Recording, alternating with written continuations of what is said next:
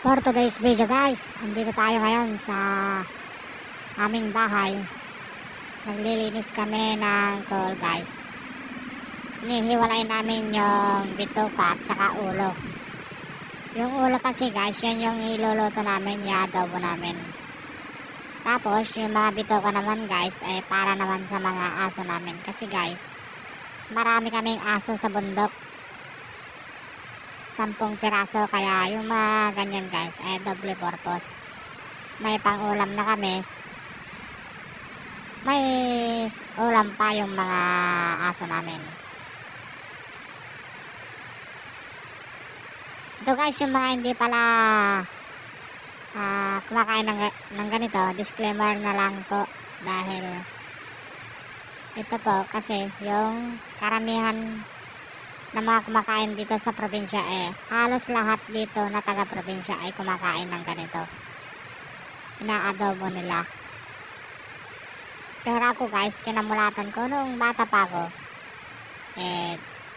dati na kaming kumakain ng ganito. 5 years old pa lang ako guys, naalala ko pa nun, kumukuha kami dun sa mga ilog ng mga kuhol, tapos ganyan din yung ginagawa namin.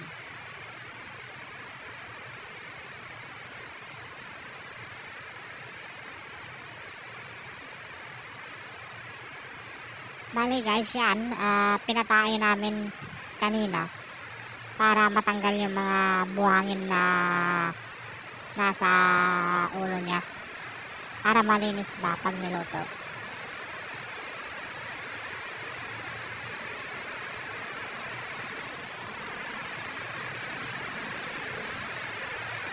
Medyo matagal din pala maglinis ng mga ganito guys, kung marami kayong ginagawa o kukunin, medyo matagal. Lalo na yung mga maliliit guys, mahirap tanggalin yung mga ulo nila, minsan nadudulas kasi sa kamay.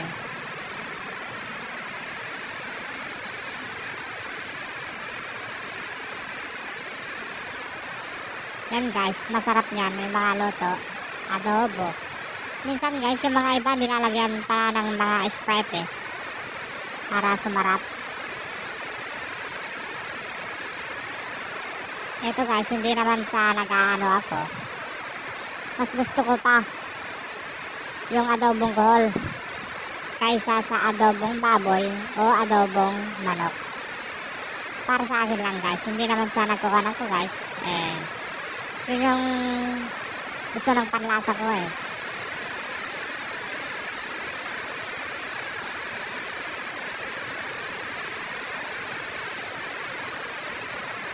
Comment nyo guys kung nakakain na kayo ng mga ganito, yung adobong kohol. Ano yung mga kadalasang paano nyo lutuin. Kasi dito sa probinsya namin guys, dito sa Tarlac, karamihan ng ganyan pang adobo. Masarap naman siya guys. Yan guys, konti na lang pala yan. Kinuha na lang namin yung mga natira kasi guys, maliliit, kaya medyo tumagal. Nadudulas yung kutsilyo na pinantutusok ko.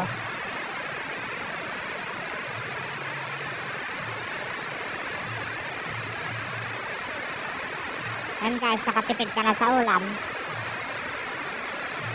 dahil hindi ka na bibiliin mo na lang yung mga sangkap niya.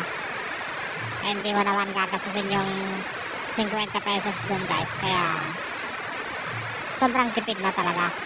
Marami nang makakawalan dyan.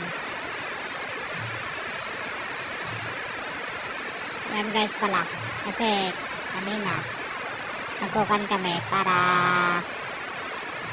nag-usap-usap kasi kanina kami guys.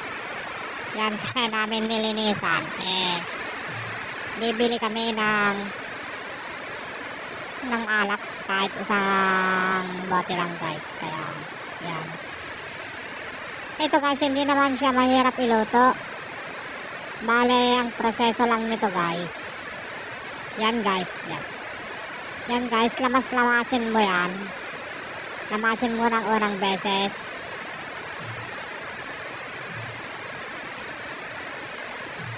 Hugasan mo kasi yan guys para yung lansa niya matanggal.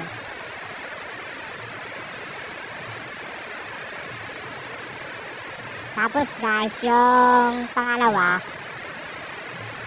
yan lalagyan mo. Tapos lagyan mo ng asin guys, tapos lamas-lamasin mo talaga yan. Para yung medyo madulas-dulas kasi siya guys. Pag nilagyan mo na kasi ng asin yan guys, yan. Tapos lamasin mo hanggang matanggal yung dulas niya guys.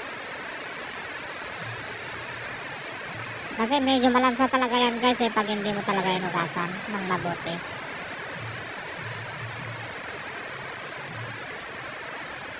Papakita ko sa inyo guys yung technique namin kung paano namin lutuin. Pero yung sa amin lang naman yun guys. Pero ewan ko na sa inyo kung paano nyo lutuin yung mga kumakain ng mga ganito.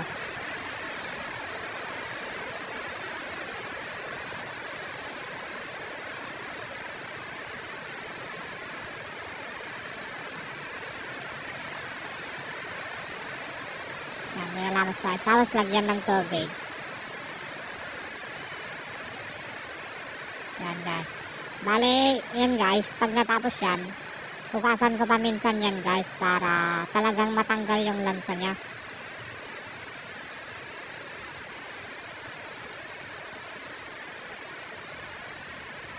Ako na yung nagpresenta guys na maghugas. Dahil may ginagawa din yung kasama natin guys. Guys. Yan guys, pag malinaw na yung tubig na pinaghugasan guys, pwede na. Para hindi naman kanyan guys basta matanggal na lang yung dulas-dulas nyo guys. Yan, pigayin nyo guys para hindi siya masyado magsabaw-sabaw pag nilagay sa palayok.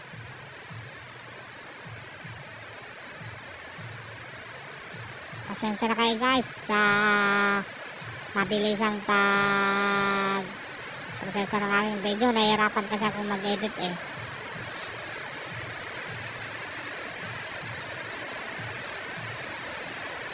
Yan guys. Tapos na yan. Nagkuhan pala ako ng mga bawang. Tapos yung sibuyas guys. Yung luya guys, sinugasan ko na kanina yan. Sayang pa kasi yung kanina kapag talagang binalatan mo yung luya. Pinag-alo-alo ko na pala yan guys. Dinurog-durog ko na para minsanan na.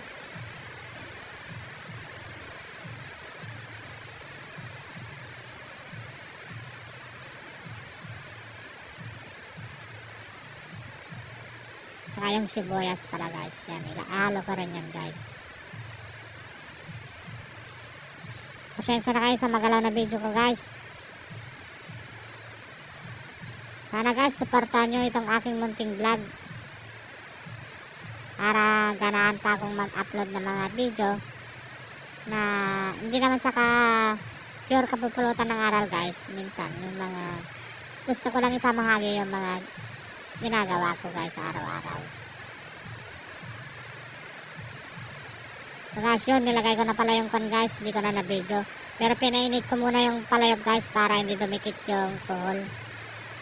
Yan. Pag medyo kulay brown na yung kon guys, yung bawang luya, tsaka sibuyas, pwede nang ilagay guys.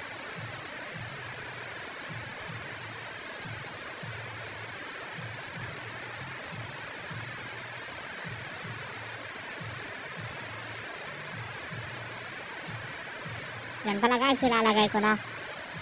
Kasi malakas yung kwan guys, yung apoy ng uling. Kaya mabilis nagkulay brown yung sangkap. Yan guys. Halo-haloin lang ng konti guys. Tapos takpan para hindi siya makunat guys. Para lumambot siya. Yan guys. Yan, after 5 minutes guys, binuksan ko na naman para hindi dumikit. Hinalo-halo ko na naman. Bali, yung kwan guys, hindi naman siya parang hindi siya makunat yung mga nakuha namin kasi ang tataba ng mga nakuha namin guys. Parang katagal ko nang kumukuha guys, kaya lang ako nakakuha ng mga ganitong kuhol. Kasi yung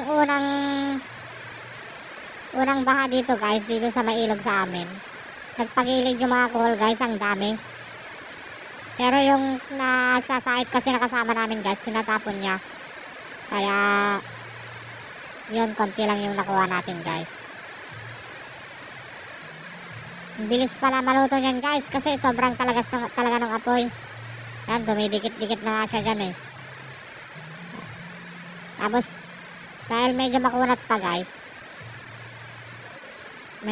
tapos dumidikit-dikit na sa palayok, nilagyan ko pala ng konting tubig guys.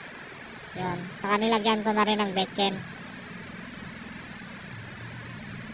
Yan guys, naamoy ko na dyan, ang bango-bango na eh. Ang sarap yung pagkakanya, yung parang nalalangap mo yung talagang adobong kuhol, talagang sarap. Masarap din pala yung mga ganito guys. Yung mga iba kasi ginagataan nila. Pero kasi sa amin sa Ilocano guys, hindi naman kami masyado nagkukuha ng gata. Karamihan lang ng mga luto dito sa amin adobo, dinengdeng, ganun guys, yung pakpet. Yun guys, tuyo na naman. Nilagyan ko na pala ng kandyan guys, ng toyo para pumasok dun sa laman niya yung toyo. Sarap guys, kulang na lang guys alak.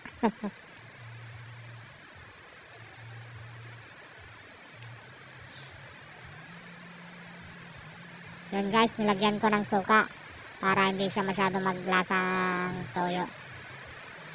Konti lang naman yung nilagay ko guys, para hindi naman siya maasim. Sarap nyan guys. Yan guys, nilagyan ko pala ng Skyflex para mas lumapot pa siya guys. Masarap kasi guys pag may Skyflex na ganyan. Yung lapot niya, sarap-sarap sa kwan pag ninunguya mo.